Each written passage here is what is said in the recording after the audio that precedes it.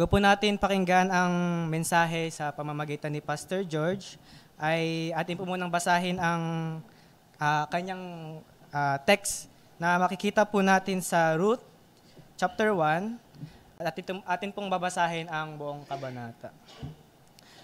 Kung nyo po nakita ay maaari nyo po akong sabayan sa aking pagbasa. Verse 1. At nangyari na mga araw na mga hukom ang namumuno, nagkaroon ng tagutom sa lupain. Isang lalaking taga Bethlehem sa Huda ang umalis upang manirahan sa lupain ng Moab. Siya, ang kanyang asawa at ang kanyang 2 anak na lalaki. Ang pangalan ng lalaki ay Elimelech, ang kanyang asawa ay si Naomi, at ang pangalan ng kanyang 2 anak ay Malon at Chilion. Sila ay mga Efrateo mula sa Bethlehem sa Huda. Sila'y pumunta sa lupain ng Moab at nanatili roon. Ngunit si Elimelech na asawa ni Naomi ay namatay. Si Naomi ay naiwang kasama ang kanyang 2 anak. Sila'y nag-asawa ng mga babae mula sa Moab. Ang pangalan ng isa ay Orpha at ang ikalawa ay Ruth. Sila'y nanirahan doon ng may 10 taon. Kapwa namatay sina Malon at Chilion, kaya't ang babae ay naiwan ng kanyang 2 anak at ng kanyang asawa. Na magkagayon, siya at ang kanyang 2 manugang ay nagsimulang bumalik mula sa lupain ng Moab, sapagkat kanyang nabalitaan sa lupain ng Moab kung paanong dinalaw ng Panginoon ang kanyang bayan at binigyan sila ng pagkain. Kaya't siya'y umalis sa dakong kanyang kinaroroonan, kasama ang kanyang 2 manugang, at sila'y naglakbay pabalik sa lupain ng Huda. Subalit, sinabi ni Naomi sa kanyang 2 manugang, bawat isa sa inyo ay bumalik na sa bahay ng inyong ina. Gawan nawa kayo ng mabuti ng Panginoon, na gaya ng inyong ginawa sa mga namatay at sa akin. Ipagkaloob nawa ng Panginoon na kayo'y makatagpo ng kapahingahan, bawat isa sa inyo sa bahay ng kanyang asawa. Pagkatapos ay kanyang hinagkan sila at inilikas nila ang kanilang tinig at sila'y nag-iyakan. Sinabi nila sa kanya, hindi, kami ay babalik na kasama mo sa iyong bayan. Ngunit sinabi ni Naomi, kayo'y bumalik na mga anak ko. Bakit kayo sasama sa akin? May mga anak pa ba ako sa aking sinapupunan na magiging inyong mga asawa? Kayo'y bumalik na mga anak ko. Magpatuloy kayo sa inyong lakad sapagkat ako'y napakatanda na upang magkaroon pa ng asawa. Kung aking sabihin, ako'y may pag-asa, kahit pa ako'y magkaasawa, man ngayong gabi at ako'y magkaanak man, maghihintay kaya kayo hanggang sa sila'y lumaki? Nangangahulugan ba na hindi na muna kayo mag-aasawa? Huwag mga anak ko, magdaramdam akong mabuti dahil sa inyo sapagkat ang kamay ng Panginoon ay naging laban sa akin. Kaya't inilikas nila ang kanilang tinig at muling nag-iyakan. Hinagka ni Orpha ang kanyang biyanan, ngunit si Ruth ay yumakap sa kanya. Sinabi niya, tignan mo ang iyong bilas ay bumalik na sa kanyang mga kababayan at sa kanyang mga Diyos. Sumunod ka na sa iyong bilas. Ngunit sinabi ni Ruth, huwag mo akong pakiusapan na kita'y iwan o talikuran ko na ang pagsunod sa iyo. Kung saan ka pupunta ay doon ako pupunta. Kung saan ka nakatira ay doon ako maninirahan. Ang iyong bayan ay magiging aking bayan at ang iyong Diyos ay aking Diyos. Kung saan ka mamatay ay doon ako mamamatay at doon ako ililibing. Gayon nawa ang gawin ng Panginoon sa akin at higit pa, kahit na ihiwalay ako ng kamatayan sa iyo. Na makita ni Naomi na nakapagpasya na, siyang sumama sa kanya, wala na siyang sinabi. Sa gayoy, nagpatuloy silang 2 hanggang sa sila'y makarating sa Bethlehem. Nang sila'y makarating sa Bethlehem, ang buong bayan ay nagkagulo dahil sa kanila. At sinabi ng mga babae, ito ba si Naomi? Sinabi niya sa kanila, huwag na ninyo akong tawaging Naomi. Tawagin ninyo akong Mara, sapagkat pinakitunguhan ako na may kapaitan ng makapangyarihan sa lahat. Ako'y umalis na puno, ngunit ako'y pinauwi ng Panginoon na walang dala.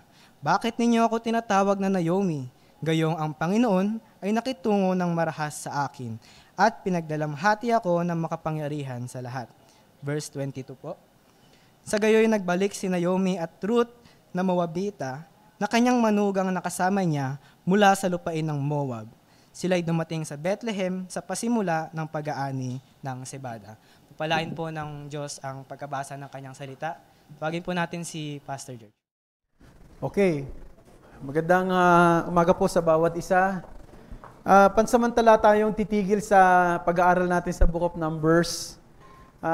Hindi ko namang gustong gawing excuse, no? Kasi nasa conference kami nitong linggong ito. 3 araw kami na nasa conference at gabi na ako nakakauwi. And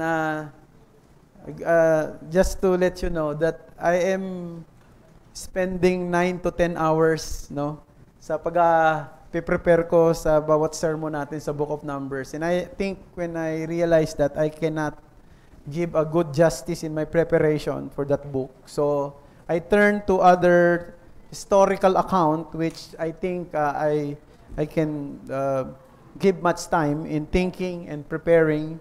At naisip kong pag-usapan at balikan natin ang bisitahin ng isang napakahalagang account sa banal na kasulatan sa Lumang Tipan. Yan ay patungkol sa buhay ni Ruth. At papamagatan natin ang ating pag-aaral, Facing Adversities in Life. Now, if I may ask you a question, how do you handle life's adversities? Paano nyo hinaharap ang mga kasawian at kahirapan ng buhay? Maaring ito ay pagdadalamhati dahil merong isang mahal sa buhay na nawala o kinuha ng Panginoon. Maaring ito'y trabaho na nawala rin sa iyo, seryosong karamdaman na nalaman mo, o may breakdown sa iyong family. May mga nangyaring mga matitinding problema mismo sa loob ng iyong pamilya at iba pang mga hamon ng buhay. How are you going to handle life's adversities? Siyempre, kung ang kakausapin ko, mga hindi mananampalataya, wala naman tayong aasahan sa kanila na mga sagot na maaring positibo. Bagamat meron din namang mga unbelievers that they are so determined to do what is right, even though may mga mabibigat na challenges. Pero tayong mga Kristiyano, we are called to respond differently. And I hope that we do not blame God kung merong dumating sa atin na hindi magandang pangyayari.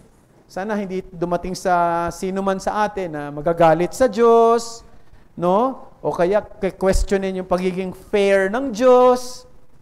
O kaya sasabihin kung talagang ayaw akong pangalagaan ng Diyos, pangangalagaan ko ang sarili ko. If God does not care of me, I will take care of myself.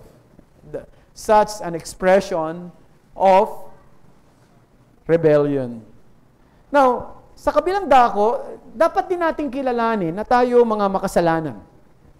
Dahil makasalanan tayo, nakakaramdam tayo ng panghihina, panlulupaypay, nag-i-struggle din tayo sa mga tinatawag na doubts sa pagdidil ng Diyos sa buhay natin. Ngayong umaga ay gusto kong bisitahin uli ang isang napakagandang kwento sa buhay ng isang taong ito na ang pangalan ay si Ruth dito sa Biblia. Pero hindi natin i-cover yung entire narrative from beginning to end. We will focus specifically doon sa iba't ibang reaksyon ng mga nagpo-profess na kilala nila ang Diyos kapag dumarating yung mga adversities sa buhay nila. Iba't ibang reaksyon ng mga taong kumikilala sa Diyos pag dumating ang adversities sa kanilang buhay. Yun ang gusto ko maging focus. Kasi alam niyo, napakaganda nitong aklat na ito. If you're going to read the whole account, actually, yung Book of Ruth, ay madalas kong gamitin ito kapag nagtuturo ako patungkol sa providence ng Panginoon. Ano? But at this time, I will not be focusing on that. I will be focusing on the response of people who claim to know God when they face adversities in life. Now, yung may akda ng aklat ni Ruth ay hindi natin alam kung sino. Now, sinabi Ruth, pero hindi naman siya talaga ang may akda ng aklat na ito. May mga scholars na nagsabi na ang maaring author ng Book of Ruth ay si Samuel. Sapagkat in-indicate sa unang verse pa lang, sa opening verse, na sinasabi doon, in the days when the judges ruled, there was famine in the land. So lumalabas na ang panahong ito na nangyari sa buhay ni Ruth, ito yung panahon na ang mga hukom ang siyang nangunguna sa bayan ng Israel. At sabi ng mga scholar, this period is estimated to be around 1150 BC. At kung totoo at tumutugma doon sa kanilang estimation, ito ay maaring sa panahon ni Gideon, no? Approximately 3rd generations before David. Now, ano ang karakter ng mga tao sa panahon ng mga judges? Pinag-aralan natin dito, no? I did a series in the book of Judges. And ano yung karakter ng mga tao ng panahon na yon? Sabi sa Judges chapter 21, verse 25, there was no king in Israel. Everyone did what was right in his own eyes. So, ang mga tao pala nung panahon na yon, kung ano yung gusto nila, yun ang gagawin nila. Wala silang pakialam sa batas, wala silang pakialam sa kalooban ng Diyos, wala silang pakialam kung ano yung tama ang mahalaga sa kanila, kung ano yung tama sa kanilang sarili. So yun po, ang panahon na yun. Ayusin ko lang mga kapatid yung ating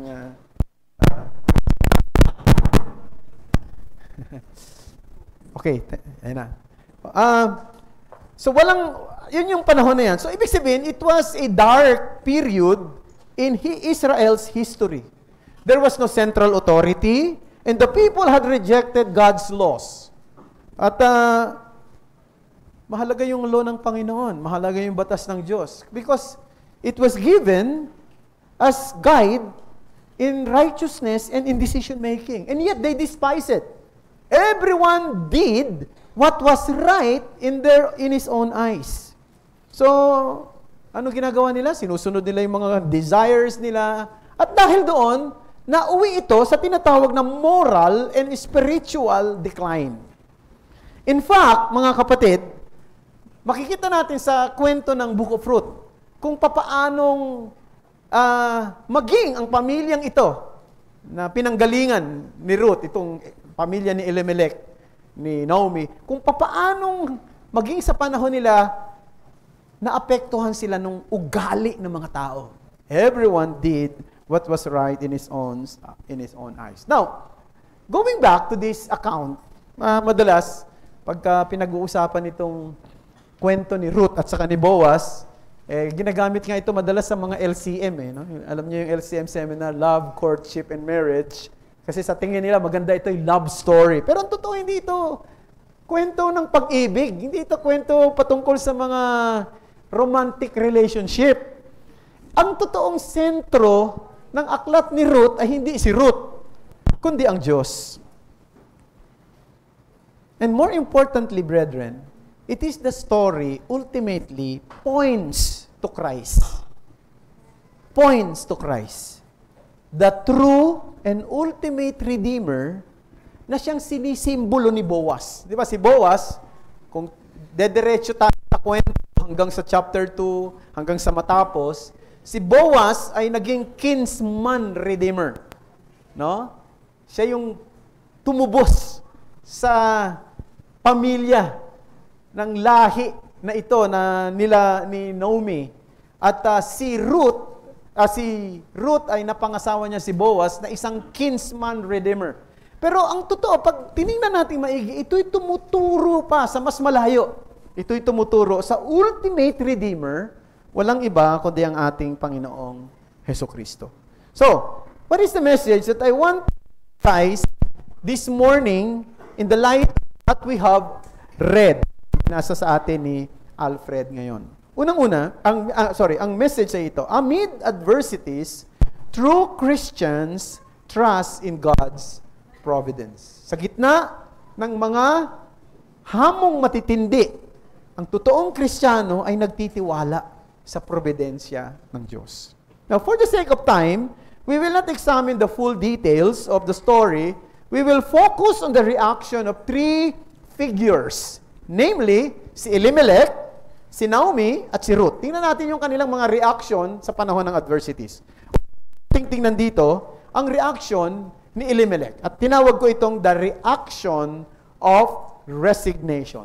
The reaction of resignation. Sa verse 1, sinasabi ron, reaction of resignation, and then mamaya titingnan din natin ang reaction ni Naomi, and I call this one the reaction of resentment, and then the reactions of Ruth is the reaction of reliance. So, first is the reaction of resignation. In verse 1, we read, meron daw taggutom sa lupain ng Israel nung panahon na yon. Now, si Elimelech, isang family man, siyempre hinahanap niya yung security ng kanyang family. No? Hindi naman masama yon. Kung ikaw ang tatay, ikaw ang head of the family, siyempre hanapin mo yung makakaabuti para sa pamilya mo. Merong tagutom nung panahon na yon. Bilang head of the family, gagawa ka ng paraan. At isa sa nakita niyang paggawa ng paraan ay umalis sila sa kanilang sariling bayan at pumunta sa ibang lupain na ang tawag sa lupain na yon ay Moab. So yun ang kanyang naging desisyon. Now, kung titingnan natin, parang napaka-ordinaryo naman ang desisyon ito, di ba? Now, we see a seemingly ordinary reaction of a person in times of crisis. Napaka-ordinaryo. Pupunta sila sa ibang lugar. Siyempre, may tagutom eh. Hanap tayo ng lugar na walang tagutom. Punta tayo sa Moab. So, sinama niya ang kanyang asawa, si Naomi, ang dalawang anak, si Malon at saka si Chilion. Siguro ang tanong na sasagutin natin na ito, anong mali sa naging desisyon ni Elimelech? Anong unusual doon sa naging hakbang ni Elimelech? Unang-una, nais kong ipakita sa inyo kung bakit mo masasabing merong problema sa kanyang naging desisyon ay ito. It is a distrusting move. It is a distrusting move. Ito'y pagpapakita ng kanyang kawalan ng pagtitiwala sa Diyos. Oo, merong famine sa lupain ng Israel, particularly doon sa lugar ng Bethlehem, na doon nakatira ang pamilyang ito. Now, alam natin, kung titingnan natin, ang bayan ng Israel, hindi siya katulad ng ibang lupain, na maraming ilog, no? At maraming pwedeng pagkuhanan ng natural resources. Lalo na nung panahon na yon, no? Walang major river ang Israel. Hindi katulad ng Egypt, yung pinanggalingan nila.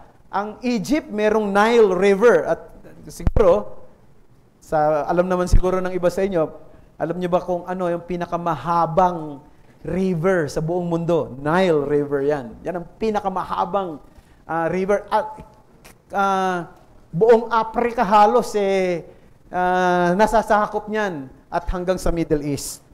So, walang natural irrigation system maging doon sa lugar na ito. Ang mga Israelita, dependent sila sa ulan na ibibigay ng Diyos para sa kanilang mga pananim. Yan ay binigyang diin doon sa sulat ni Moses sa Deuteronomy chapter 11, verse 14. Basahin ko. Sabi ron, for the land that you were entering to take possession of it is not like the land of Egypt, from which you have come, where you sowed, you seed and it, like garden of vegetable. Verse 14, He will give the rain for you in its season, and the early rain in the later rain, that you may gather your grain and your wine and your oil. So dito pinapakita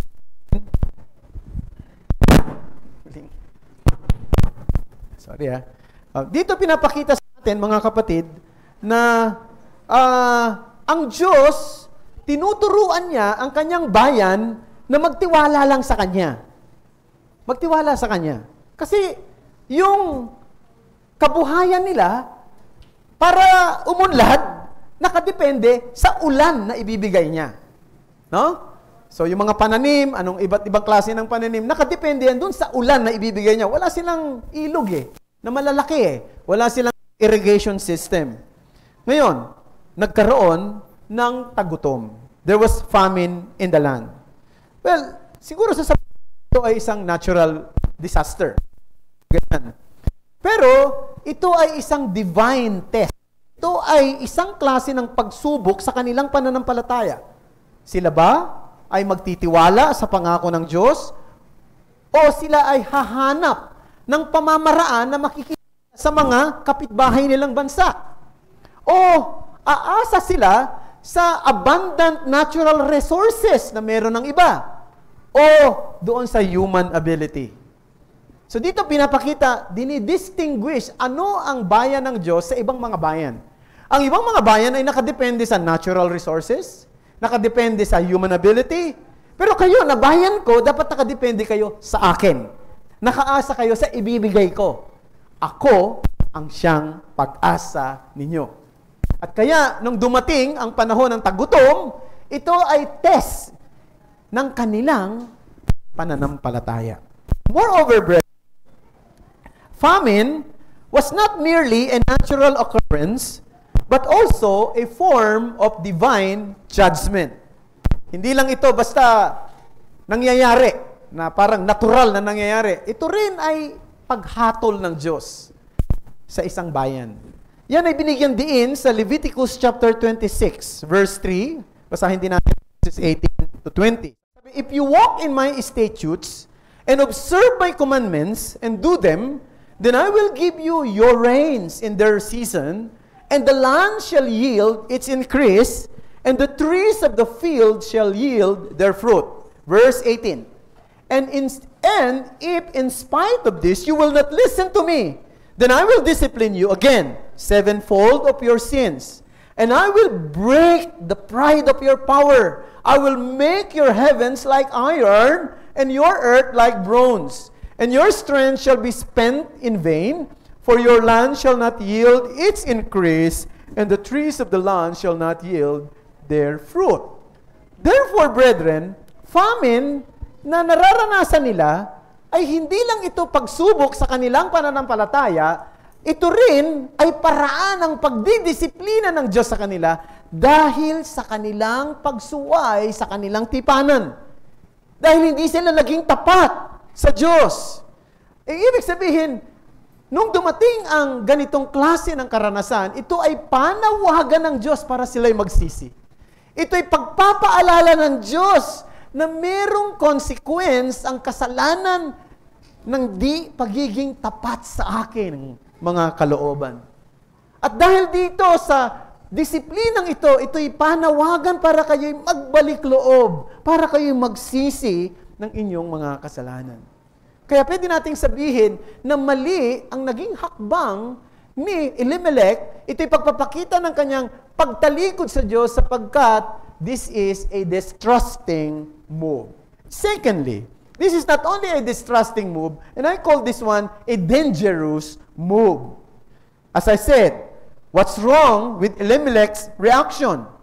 What's wrong with Elimelech's reaction?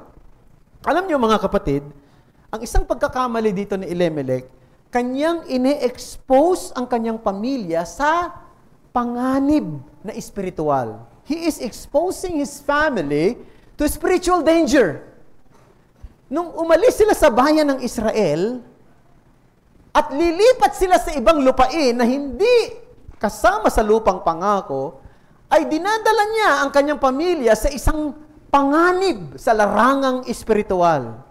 Sapagkat pupunta sila sa lugar ng Moab, sa isang lugar na ang mga tao ay hindi kumikilala kay Yahweh bilang kanilang Diyos. Na ang mga tao ay hindi sumasamba ng totoo sa tunay na Diyos na walang iba kundi si Yahweh. Hindi lang yun, ang Moab ay kilala sa pagiging idolatrous at sa kanilang pagiging immoral. Na matatandaan ninyo, pinag-aralan natin sa Book of Numbers, Numbers chapter 25, na noong ang mga Israelita, yung mga lalaki ng mga Israelita ay sinidyus ng mga Moabite women, at nung kanilang masidyus yung mga lalaki, hinikayat nila silang sumamba sa mga Diyos-Diyosa. Nakita nyo, napaka-notorious ang mga babae rito. Pagdating sa pag-akit sa mga kalalakihan, sa immorality and idolatry. At dahil doon, pinarusahan ng Diyos ang bayan ng Israel. So, imagine mo, dadalhin mo muli ang iyong bayan, ang iyong pamilya sa isang lupain na ganito ang kanilang katangian. Hindi lang yon, katulad ng sinabi ko rin kanina, dadagdagan ko pa, Elimelech's actions revealed a deep distrust in God's providence. Kasi yung pangalang Elimelech, ang ibig sabihin nun ay God is King. Yan ang ibig sabihin ng Elimelech, God is King. Ibig sabihin, yung pangalan niya ay nagpapaalala na ang Diyos ay sovereign, na ang Diyos ay makapangyarihan, ang Diyos ay nasa trono, ang Diyos ay tapat. So, dapat kung ganyan ang ibig sabihin ng pangalan mo, dapat mabuhay ka ng ayon sa iyong pangalan. Di ba gano'n naman dapat? Nung unang panahon, ang mga pangalan ay may kahulugan. Ngayon, wala nang kahulugan masyado yung pangalan natin ngayon. Di ba? Hindi ko na alam kung anong mga kahulugan. Ang pangalan ko, hindi ko alam kung anong kahulugan. No? So, basta pinangalan lang yan sa akin ng aking magulang. No? Maganda sa kanyang pandinig, siguro. O gayon din kayo. Maganda sa pandinig ng mga magulang nyo. Binigay yung mga magagandang ninyong pangalan. Ngayon nga, mga pangalan natin, doble-doble na. Di ba? Iba, triple pa eh. No? Kaya hirap na hirap tuloy yung mga bata ngayon gumawa pag magsusulat na, ang haba ng kanilang mga pangalan. Noon, ang mga pangalan, hindi lang basta-basta ibinibigay. May kahulugan yon. At yung pangalan na yun, dapat ipamuhay mo kung ano yung kahulugan. Elimelech means God is King. And therefore, he should live according to the meaning of his name.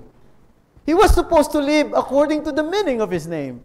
Magtiwala sa Diyos na siya ang nasa trono at sa kanyang probisyon. However, ang pag-alis niya sa lupang pangako ay pagpapakita ng kanyang, hindi lamang, ng kanyang pagsalungat sa kahulugan ng kanyang pangalan, kundi pag-abandona ng lupain na kung saan ang presensya ng Diyos at ang pangalan ng Diyos ay nananahan. Ang desisyon ni Elimelech ay nagre-reflect ng karakter ng mga tao nung kanyang kapanahunan. Di ba sinabi na natin kanina, nung panahon na yon, Judges chapter 21 verse 25, ang mga tao, ginagawa nila kung ano yung tama sa kanilang paningin. They did what was right in their own eyes. At ganun din ang ginawa ni Elimelech. Elimelech was following the same path of self-reliance and ignoring God's guidance, just as the people of Israel had done. At bilang mga Kristiyano, dapat paalala ito sa ating lahat ngayon. Ang desisyon natin ay hindi dapat nakabatay lang sa ating pakiramdam, sa nakikita nating tama, doon sa personal feelings natin. Instead, kung gagawa tayo ng mga mahalagang desisyon sa buhay, dapat grounded yan sa salita ng Diyos, dapat naka-align yan sa kalooban ng Diyos, dapat hinahanap niyan ang kaluwalhatian ng Diyos sapagkat ito ang dapat na maging ugali at katangian ng sino mang mananampalataya ng Diyos. Every Christian man or woman should live with an understanding that their action should reflect God's will and aim to bring God's glory. Yan dapat. Regardless of circumstances. So may mga panahon na mahirap na kalagayan tayo. Hindi mo alam kung ano ang gagawin mo. Hindi yung gut feelings ang pairalin mo. Tingnan mo, ano ang kalooban ng Diyos? Ano kaya ang pwedeng ipagawa sa akin ng Panginoon sa ganitong klase ng sitwasyon? So, unang nakita natin ay ang reaksyon ni Elimelech. The reaction of resignation. Let's go to the second part, o second heading, the reaction of resentment. Dito makikita natin ang reaksyon naman ni Naomi. So, ano nangyari? Nakarating na sila sa Moab. Nanirahan sila roon ng maraming taon. May nangyari. Namatay si Elimelech. Namatay rin yung kanyang dalawang anak na lalaki na si Mahlon at saka si Chilion. At dahil doon, nag-decide si Naomi na bumalik sa kanilang lupain. Pero ang kanyang desisyon ay dahil meron siyang narinig na magandang balita doon sa kanilang lupain. So unang-una tingnan natin dito. Her return. Her return. So bakit bumalik si Naomi? Ayon sa Ruth chapter 1 verse 6, then she arose with her daughters-in-law to return from the country of Moab, for she had heard in the fields of Moab that the Lord had visited His people and given them food. So, yan ang nangyari. Now, wala pa namang information technology nung panahon na yon, no? Wala pang media, wala pang newspaper, syempre, na available nung panahon na yon. Pero sabi rito, narinig niya, nalaman niya mula sa kanilang kinalalagyan sa Moab, no? Na may nangyari doon sa kanilang lupain. Dito, ipinapakita lang mga kapatid, sa tuwing gumagawa ang Diyos ng mga dakilang bagay, ito man ay pagpapala o paghatol, nagiging public, nalalaman ng marami. At nakarating ito doon kay Naomi, doon sa kanilang lugar sa Moab. Pero pansinin natin yung report na kanyang tinanggap. Hindi naman sinabi doon sa report na natanggap niya na nagkaroon ng economic improvement doon sa kanilang bayan. Wala nang tagutom. Hindi yun ang narinig niya eh. Narinig niya na balita eh. O hindi rin, wala nang threat ng invasion mula sa mga mananakop na malalaking bansa. Kundi ang narinig niya ay ito. Sabi doon, God had visited His people and given them food. Napansin niyo? Ang Diyos daw ay muling dumalaw sa kanyang bayan at binigyan sila ng pagkain. So anong pinupunto rito ng salitang God had visited His people and gave them food? This reflects that God is the ultimate cause of all things. Pinapakita rito na ang Diyos ang unang sanhi ng lahat ng bagay. Ang issue rito, ang Diyos ang nagdala ng taggutom sa kanilang lupain. Ang Diyos din ang dumalaw para ibigay ang pagkain na kailangan muli ng kanyang bayan. Ang Diyos ang unang sanhi ng lahat ng bagay. Ang problema kay Elimelech at kay Naomi, minsan problema rin ang marami sa atin yan, madalas nakafocus tayo sa secondary causes. Ano ba yung secondary causes? Yun yung nangyayari. No? Maaring may reaksyon ng isang pinuno at nag-react ka doon sa reaksyon niya, pero hindi mo nalaman na maaring yung reaksyon niya, yun ang gusto ng Diyos. Naintindihan niyo yun mga kapatid? Minsan doon tayo nakafocus. O mayroong nangyari sa isang lugar na hindi maganda, nakafocus tayo ron, pero hindi natin nakita, sino ba ang nagpahintulot ng lahat ng ito? Kasi mga kapatid, kung nakafocus tayo sa secondary causes, tulad ng economic condition, external circumstances, magiging desperate tayo eh. Magkakaroon tayo ng mga poor decision making. Ang totoong pananampalataya ay nakasandig sa pagkilala sa Diyos na siyang unang sanhi ng lahat ng bagay. Dapat doon tayo nakarely. Kapag nakakonsentrate tayo sa gawa ng Diyos, sa sovereign will ng Diyos, nakakatulong ito para patibayin ang pananampalataya natin sa Kanya. Para lalo tayong magtiwala sa Kanyang pagkilos kahit na ang mga sirkumstansya na dumarating ay hindi maganda. Her return. Let's go to the second one. Her refusal. So nakita natin dito na si Naomi nagpasyang bumalik sa kanilang lupain. At dahil doon, nagbigay siya ng practical na payo sa kanyang dalawang manugang na si Orpa at saka si Ruth. Mahal niya ang kanyang mga manugang, siyempre. No? At dahil doon, ay kailangan niyang bigyan sila ng payo na makakabuti sa tingin niya para sa kanila. Nakita ni Ruth na walang security para sa kanyang dalawang manugang kung sila'y babalik doon sa bayan ng Israel. No? Maaaring hindi sila makapag-asawa roon. Pero kung mananatili sila sa Moab, maaaring makapag-asawa silang muli. No? Kasi hindi basta-basta mag-asawa ang mga tawag nito, no? Ang mga Israelita nang hindi nila kalahi. No? So, medyo malabo. na makapag-asawa silang muli roon. At noong araw, ang security ng mga babae ay ang kanilang asawa.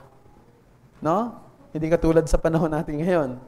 Marami ng opportunity para sa mga babae, para sa pagtatrabaho. Pero nung unang panahon, kapag ka naging balo ang isang babae, ano nangyayari? Maaaring mapariwara siya kung wala nang mag-aalaga sa kanya. Kaya nga, meron tinatawag noon na tinatawag na kinsman's redeemer. Ang ibig sabihin, kapag ang isang lalaki ay namatay, yung asawa niya ay sasaluin ng kanyang kapatid na lalaki. No? Para hindi mapariwara yung babae. Kasi usually, siya ay napariwara, maaaring maging prostitute siya para lang siya kumain at mabuhay. So, yun ang sitwasyon ng unang panahon. So, nagbigay siya ng payo. No? At napaka-compelling ng kanyang argument. Sabi niya, imposible na mayroong levirate marriage na mangyari. Kasi, tinan mo nyo, halimbawa, katulad ko, matanda na rin ako, sabi ni Naomi, kung makapag-asawa ako, magkakaanak pa kaya ako? O kung magkaanak ako, mahihintay niyo pa ba yun? No? Sigurado kung maaaring halimbawa, sabihin man natin, si Ruth at saka si Orpa, mga 18 years old sila. Pwede natin sabihin ganyan. Kung magkakaanak pa, magkakapag-asawa ulit siya, no? May pagbalik doon. No? Imagine mo, ang laki ng pagitan noon. Maghihintay ba yun ng gusto doon sa batang yun? Ano? So, malaking problema. Kaya naisip naman ni Naomi, mas mabuti mag-stay na lang kayo rito. No? Pero, dito makikita natin, mga kapatid, hindi naman masamang maging practical sa ating mga aksyon. Pero kung tayo mananampalataya, dapat ang pangunahin sa ating mga desisyon ay spiritual. Spirituality should always outweigh practicality. Let me underscore that. Spirituality should always outweigh practicality. When practicality becomes the sole motivator for our plans and decisions, it is a form of worldly wisdom. It is a form of worldly wisdom. Now, si Naomi, yung payo niya, well-intentioned, no? Pero, misguided and dangerous. It was based on worldly reasoning. Sabi ng isang komentary na nabasa ko, it was ruled by wallet, not by the will of God. It was ruled by wallet, not by the will of God. And minsan, ganyan din tayo. No? Saan ba ako kikita? Saan ba ako aasenso? No? Parang ganyan. Pero yun ba dapat ang maging batayan ng ating mga hakbang? O dapat ang inuuna natin, ano ba ang kalooban ng Diyos? Saan ba mapapabuti ang aking kalalagayang espiritual? So dito makikita natin, yung advice niya sa kanyang mga manugang, grounded sa kanyang tingin lamang, hindi sa kanyang pananampalataya. Imagine mo mga kapatid, kung babalik at iiwanan niya ang kanyang mga manugang doon sa Moab, ibig lang sabihin, hahayaan niya na ang kanyang mga manugang ay sasamba sa Diyos ng kanila taga-Moab. Ang pangalan ng Diyos ng mga taga-Moab ay si Chemosh. Palagay ko ito ang Diyos ng mga chismoso o chismosa, pero pangalan nun ay Chemosh. No? So, yun ang pangalan ng kanilang Diyos. So, ibig sabihin, okay lang ba sa kanya na maging idolatrous ulit ang practice ng kanyang mga manugang? Paano magkakaroon ng spiritual security ang kanyang mga manugang sa lupain na ang mga tao ay sumasamba sa mga idolo at gumagawa ng kasamaan? Ang totoong lugar ng panahon na yon na may katiyakan ay ang lugar lamang ng lupang pangako. Sapagkat sa lupang pangako, ang Diyos at ang kanyang pangalan ay nananahan dito. Sa lupang pangako, merong covenant blessing. May mga panahon ng paghatol, may mga panahon ng pagpaparusa at disiplina ang Diyos, pero nandoon pa rin ang pangako ng Diyos. Nandoon pa rin ang tipan ng Diyos. May covenant blessing pa rin ng Diyos. Kaya nga, yung payo na ito ni Naomi, no, bagamat may pagmamalasakit, ngunit ito ay minamaneho palayo sa totoong pagsamba sa Diyos. Mga kapatid, one of the most effective ways to draw others to God is through the faith we express in our response to life's crisis. My point is, when we react to a certain circumstances, that is the way we should express our testimony to the people around us. You see, what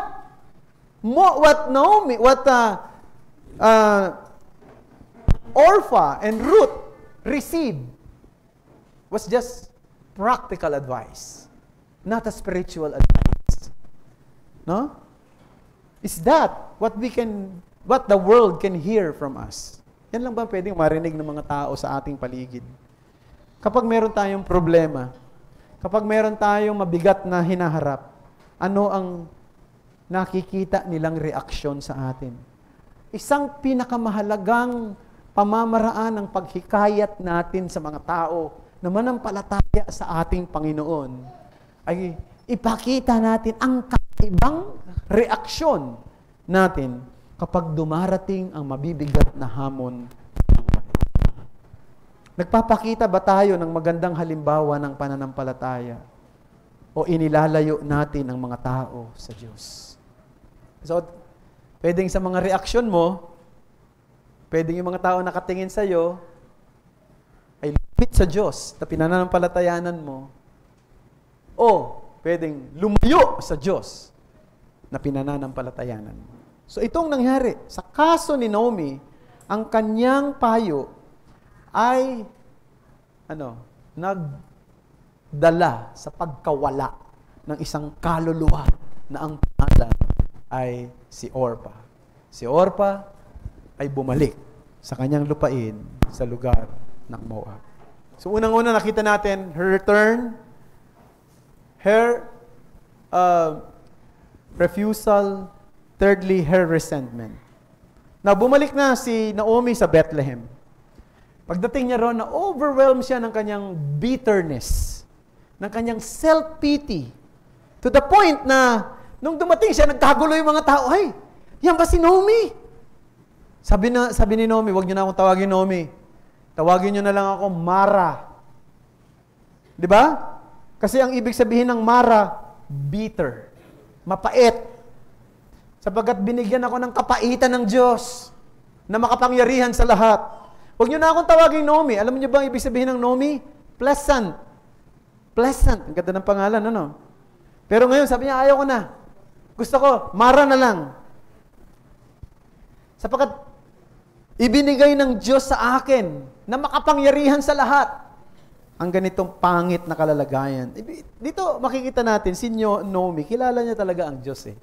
In fact, mas matindi ang pagkakilala niya sa Diyos, kilala niya na ang Diyos ay sovereign. No? Kilala niya na ang Diyos unang sanhi ng lahat ng bagay na nangyayari. Kasi sabi niya ang Diyos, ang makapangyarihan sa lahat, ang nagbigay nito sa akin. Tinawag niya, di ba, ang Diyos na Almighty. Verses 19 and 20. Tapos sinabi niya, He is the one who brought this calamity upon me. Verse 21. Now, isipin niyo yan, mga kapatid. Kilala niya yung Diyos. No? Medyo reform ang kanyang, di ba? Ang kanyang concept sa Diyos. Kasi, yung mga non-reform, di ba? Pag sinabi mo, pag natanong, may nangyaring problema sa'yo, sasabihin nila, ay, gawa ni Satanas yan. No? Pag may mga trahedya sa buhay mo, gawa ni Satanas yan. Pag may sakit, gawa ni Satanas. Puro kabutihan lang ang pwedeng gawin ng Diyos. Di ba yun madalas na naririnig natin? No? Sa mga tao. Pero si Naomi, reform. Kasi, sabi niya, God is the one who brought this calamity upon me. Oh, that's reform. Right? Totoo yun, di ba? Di ba yun ang sinabi ni Job? Ang Diyos ba'y magbibigay lamang ng mabuti at hindi ng mga bagay na masasama? Sa iyo? Hindi ba pwedeng manggaling din sa Kanya yan para disiplinahin ka? Alam ni Ruth yun. Pero itong problema, she failed to repent and acknowledge the kindness of the Lord in the midst of her hardship. Yun ang naging problema. She overlooked the safety and provision God gave her during their 3-day journey. Alam nyo, naglakbay sila mula sa Moab, pabalik doon sa Bethlehem, 3 araw yung kanilang paglalakbay. Napakahaba, wala namang means of transportation pa nung unang panahon. Isipin mo, 2 silang babae na naglakbay, napakapanganib, pero nakarating sila safely. Hindi niya nakita yun. Nakita niya yung pangit na nangyari. Pagdating nila roon, ito pang maganda. Nung dumating sila roon, yun daw yung araw ng pag-aani ng barley. Na tinitinda ng iba mga kapatid natin dito. Napatingin sa akin. Imagine mo, totoo na. Barley, sabi una. Ibig sabihin lang mga kapatid, hindi sila magugutom. No, kahit wala ka kasing lupa nung unang panahon, di ba? Alam mo, nag-aani, inaani, yung mga nahuhulog sa lupa, hindi mo pwedeng kunin yun. Yun ay para sa mga mahihirap. Yun ay para sa mga taong walang sariling lupain. So, ibig sabihin, hindi sila magugutom, may pagkain sila pagdating. Pero hindi niya nakita yon. Ang nakita niya yung kanyang calamity. So, nakafocus si Naomi sa kanyang problema. Ang nag-magnify niya, yung kanyang problema, hindi yung pagpapala na dumating sa kanya. Hindi ba ganyan din naman tayo minsan? No? We magnify our difficulties and forgetting to recognize the many blessings that God had provided, even in the midst of hardship. Naalala ko, meron akong kausap dati na may problema siya. Kinikwento niya yung problema niya. Ang ginagawa ko, pinipilit kong ipakita sa kanya yung magaganda namang nangyari sa kanya. Tapos ang gagawin niya, ibabalik na naman niya ako doon sa problema niya. Nasasabihin ko na naman, hindi ba mayroong nangyaring ganito na magaganda, ganito niya? Babalik na naman niya ako doon sa... Mas minamagnify niya talaga yung difficulties. Ayaw niyang i-magnify yung magandang nangyari. Gusto niya doon sa difficulties. Yun ang gustong-gusto niyang pag-usapan. No? Madalas ganyan din tayo eh. Tandaan natin, ang Diyos hindi umiiral para punuin ang hangarin ng ating puso. Siya ay nag-govern ayon sa kanyang matalinong pagpapasya. At minsan, mahiwaga ang kalooban ng Diyos, mahirap intindihin, pero ito'y laging mabuti para sa atin. So, unang-una, the reaction of resignation by Elimelech. Secondly, the reaction of resentment by Naomi. Let's go to the last heading, the reaction of reliance by Ruth. Turning to God in faith. Pansinin natin yung nangyari dito. So si Ruth, hindi siya pumayag doon sa naging pasya ni Naomi. Bagamat yung kanyang bilas ay umuwi na, sabi niya hindi. Ako'y mananatili sa iyo. At yung kanyang pagpapasya, mga kapatid, unang-una gusto kong sabihin, it is personal. It is personal. Ruth 1 verse 16, mababasa natin. Do not urge me to leave you or return from following you. For where you go, that's personal, will go. And where you lodge, I will lodge. Your people shall be my people, and your God, my God. Your God, my God. Hindi sinabing, your God shall be my God. Sabi, your God, my God. Ang ibig sabihin, hindi magiging Diyos. Hindi, sige, pagdating ko doon, kikilalanin ko na yung Diyos niyo. Hindi, your God, my God. So dito pa lang clear na kay Ruth na itong Diyos ng bayan ng Israel ang totoong Diyos. Maaaring narinig niya yan kay Naomi, kay Elimelech, o kay Malon, kay Chilion. So dito pinapakita isang personal commitment, no, na ipinakita ni Ruth.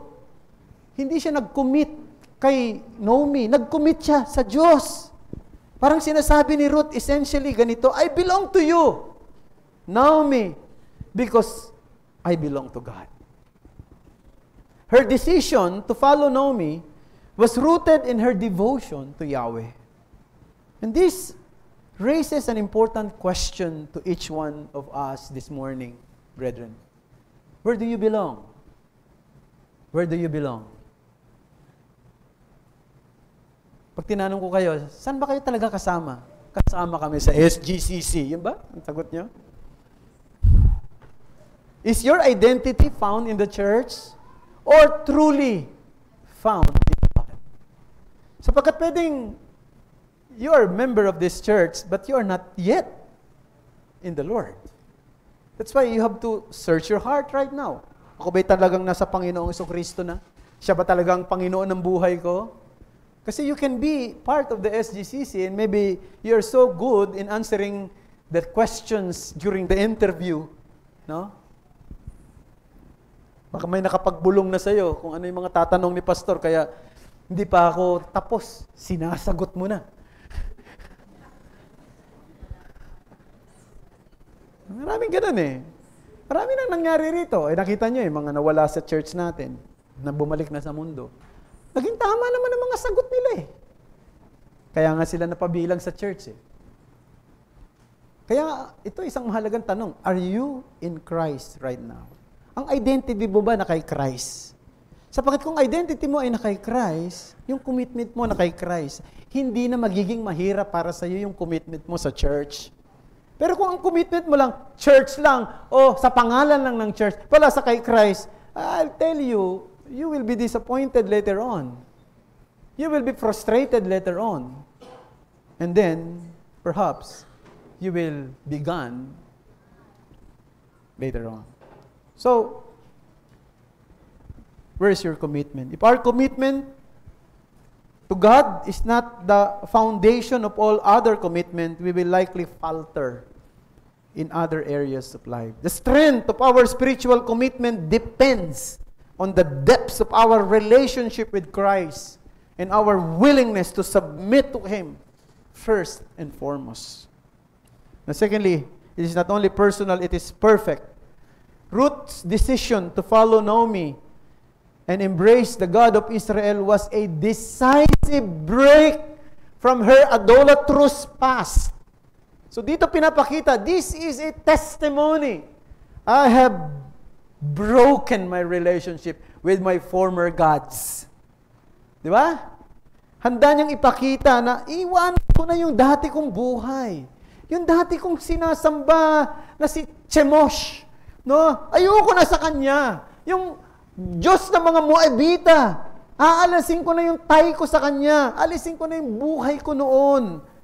Sa lingwahe ng kung tipan, makikita rin natin ang similar transformation na dinescribe ni Apostle Paul sa mga taga-Thessalonica nung sabihin niya sa 1 Thessalonians chapter 1 verse 9, for they themselves report concerning us the kind of reception we had among you and how you turned to God from idols to serve the living and true God. So makikita natin dito, ang pagiging Kristiyano, may tinatanggap, may iniiwan. Yan ang pagiging Kristiyano. Ang pagiging mananampalataya, may niyayakap, may tinatanggihan o nilalagay. So, ganun ang buhay natin. Tulad ng mga taga-Thessalonica, tulad ni Ruth, nung sila'y nanampalataya sa totoong Diyos, tinalikuran nila ang mga Diyos-Diyosan. It is personal, it is perfect, it is persevering. Verse 17. Where you die, sabi niya, I will die, and there I will be buried. May the Lord do so to me, and more also, if anything but death parts me from now. So here, she is willing to die for her newfound faith. Napaka-tragic, mga kapatid, na makita na may mga nagtasabing Kristiyano sila, nanampalataya sila kay Kristo, susunod sila kay Kristo, and then over time, bumalik sila sa mundo. Napaka-tragic niyan para sa akin. Mas tragic pa yan doon sa mga naaaksidente. Mas tragic pa yan doon sa mga nasusunugan. Sa mga nagkaroon ng sakit na malalala tulad ng cancer. Yung sabihin mo na ikaw ay Kristiyano and then later bumalik ka sa mundo. Bumalik ka sa dati mong buhay. Napaka-tragic niya. Ang totoong Kristiyano ay Kristiyano ngayon, bukas, hanggang sa katapusan ng kanyang buhay. Walang Kristiyano noon. At ngayon ay hindi na. Kaya hindi mo pwedeng sabihin, alam mo dating Christian yan. Alam mo dating born again yan. Hindi pwedeng mangyari yun. Kung ngayon hindi na siya nagpapakita ng kanyang pagiging Kristiyano, noon pa man hindi siya Kristiyano. Yun ang katotohanan. Sapagkat ang totoong Kristiyano ay nagpipersevere. May panghihina, may panlulupaypay, may mga panahon ng, di ba, pakikipagdigma. Pero siya'y magpapatuloy hanggang katapusan. Yan ang totoong Kristiyano. True faith is persevering faith. It does not give up when things get tough. Now, marami sa atin dito, iba-ibang mga challenges na haharapin. O hinaharap at haharapin pa. Siguro yung iba sa atin, gusto ko lang ding sabihin, maaaring may mga single dito na hindi na makakapag-asawa. Sasabihin ko yun sa inyo. Yun ang kalooban ng Diyos para sa inyo. No? Maaaring ganun. Yung iba rito, maaaring haharap sa mga matitinding challenge. May manliligaw sa yung hindi mananampalataya, ang gwapo. No? Pero hindi Kristiyano. O yung iba sa atin, baka humarap sa mga persecution ng sarili nilang pamilya. Merong unsupportive spouse. Maaaring merong magkaroon ng sakit na mabigat. No? Na isang seryosong sakit na maaaring wala ng kagalingan. O yung iba maaaring may emotional pain for various reasons. In those moments, the question is, are you willing to persevere? Are you willing to persevere? Sa kwentong ito ni Naomi, ni Elimelech, ni Ruth, makikita natin ang iba't ibang reaksyon. Reaksyon ng paglayo, reaksyon ng pagdad ng bitterness o kapaitan, at reaksyon ng pagtitiwala. Pinili ni Ruth na magtiwala sa Diyos. Ang kanyang pananampalataya ay matatag sa gitna ng adversity. At yan din ang dapat makita sa mga totoong Kristiyano. Di ba mga kapatid? Noong May 2001, si Eric Way Henmayer, na-achieve niya ang isa sa pinakamatinding achievement na 150 people lamang ang nakakakuha noon sa loob ng isang taon. Ano yon? Naabot niya ang tuktok ng Mount Everest. No? No, hindi madaling umakyat sa Mount Everest. Alam niyo, yung mga umakyat sa Mount Everest, marami pang training na dinadaanan yan. Dapat marami kang na inakyat bago mo maakyat yan. Kasi kinakailangan ihanda mo yung katawan mo, ihanda mo sarili mo sa maraming training. No. Ano ngayon ang pagkakaiba ni Eric Way Henmayer sa mga iba pang nakaakyat na doon sa Mount Everest, sa pinakatuktok nito? Ang pagkakaiba niya, si Eric Way Henmayer ay bulag. Hindi siya nakakakita. No? Noong siya ay 13 taong gulang, nagkaroon siya ng isang karamdaman na totally naging blind talaga siya. Pero sa kabila ng kanyang limitasyon, pinili niyang mag-focus doon sa gusto niyang mangyari. Ang kanyang determinasyon ang siyang naging dahilan kung bakit naabot niya ang isang mahirap na bagay na makarating sa pinakatuktok ng Mount Everest sa kabila ng kanyang pagiging bulag. Ang kanyang accomplishment ay walang duda, produkto ng isang incredible determination. Pero itong gusto kong sabihin, mga kapatid, tayo mga Kristiyano, yung ating journey, hindi ito produkto lang ng ating determination. Laging may kasama tayo. Christians have the assurance that we are not alone in our pursuit of eternity. we can look to Christ. Di ba sabi ng Bible, Hebrews chapter 12, verse 2? Looking to Jesus, the author and perfecter of our faith. Dapat nakatingin tayo kay Jesus. Si Kristo hindi lang tagapagligtas ng mga makasalanan. Si Kristo ang ating goal. Si Kristo hindi lang siya ang manunubos natin. Siya yung tagapagganap ng ating pananampalataya. That's why we have to look to Him in every situations of life. Looking to Jesus. He is the founder. He is the perfecter of our faith. At sana, yun ang dating gawin sa pagharap sa iba't ibang adversities ng buhay. At kung meron dito na wala pa kay Kristo, ang tanging pag-asa mo na maharap ang iba pang mga hamon ng buhay, lalo na ang haharapin mo kapag ikaw ay dumating na sa araw ng paghuhukom, nahaharap ka na sa Kanya, ay kailangan mo ng tagapagligtas, walang iba kundi si Jesus. Lumapit ka sa Kanya sa daan ng pananampalataya at pagsisisi. Manalangin tayo. Salamat po, Panginoong Diyos, sa mga salita mong ito na napagbulayan namin sa umagang ito. Isulat mo ang lahat ng ito sa aming puso. Sa ngalan ni Jesus. Amen.